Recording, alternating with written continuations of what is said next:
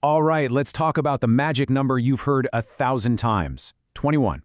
21 days to build a habit, 21 days to change your life. It's everywhere, right? Social media, self-help books, that one friend who's suddenly a productivity guru. It's become this piece of common knowledge. But here's the catch. Almost no one ever stops to tell you why. Why that specific number? It gets thrown around like a slogan, but here's the truth. It's not just a myth, and it's not a marketing gimmick. It's actually based on a fundamental principle of how your brain operates, how it literally rewires itself. And if you really truly get it, well, you can change just about anything. So before we get into the nuts and bolts of how to do this, let's get real about the frustrating part. That cycle of starting strong and then just stopping. It's a feeling we all know way too well. I mean, it always starts with this incredible burst of energy, doesn't it? You wake up, you feel this fire inside you, and you think, okay, this is it. This is the time it's going to stick. I'm unstoppable. Day 1, it's a piece of cake.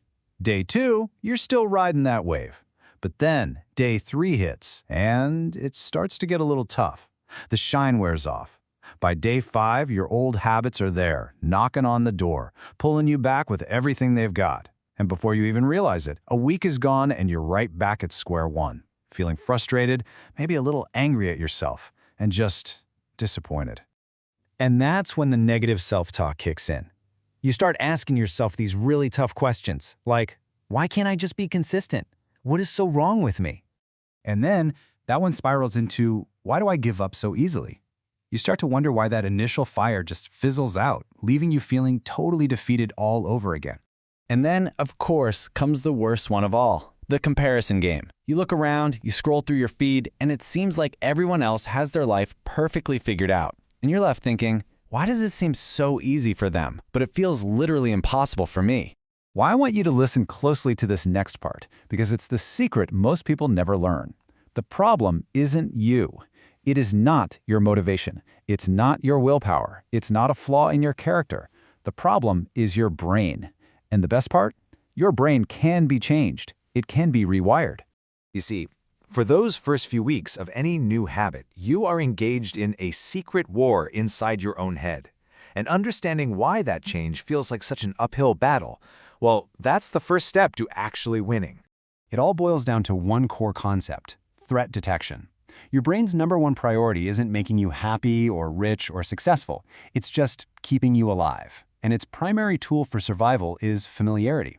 Anything that's new, a new diet, a new workout, even a new route to work, gets flagged by your ancient primitive brain as an unknown. And to that brain, unknown equals potential danger. So let me be crystal clear about this. When you struggle to form a new habit, it has absolutely nothing to do with you being weak or lazy or undisciplined. It is a biological defense mechanism kicking in.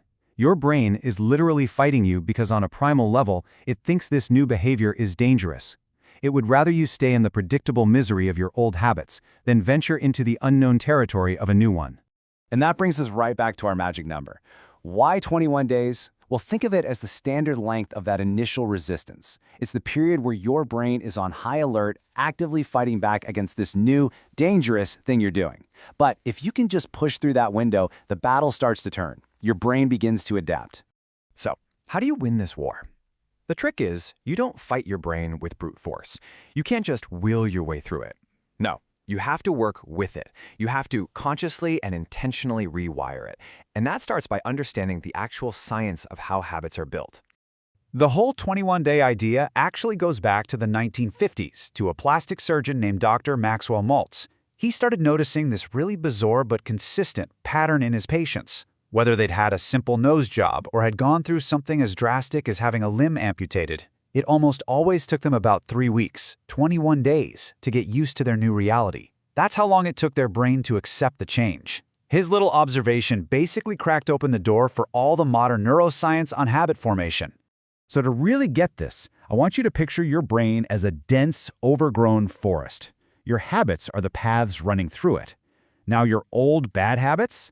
Those are like wide, 6-lane, perfectly paved superhighways. They're effortless to travel down. But a new habit? That's like trying to hack a new path through the thickest part of the jungle with a tiny machete. It's exhausting. These paths, in brain speak, are called neural pathways. So for those first 21 days, every single time you do your new habit, you are hacking away at that new path. You're stomping down the weeds, clearing the branches. Your brain fights you because, honestly, it's inefficient. It just wants to take the easy highway it already knows.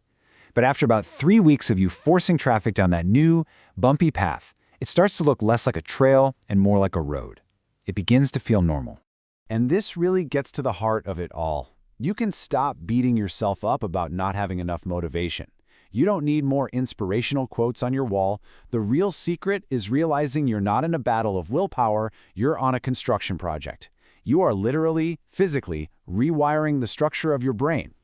Okay, so knowing the science is one thing, but actually putting it into practice is the whole game. Most people fail during those crucial 21 days because they don't have a strategy. So let's build one. Here is a practical framework, 5 golden rules to make sure your brain's rewiring project is actually a success.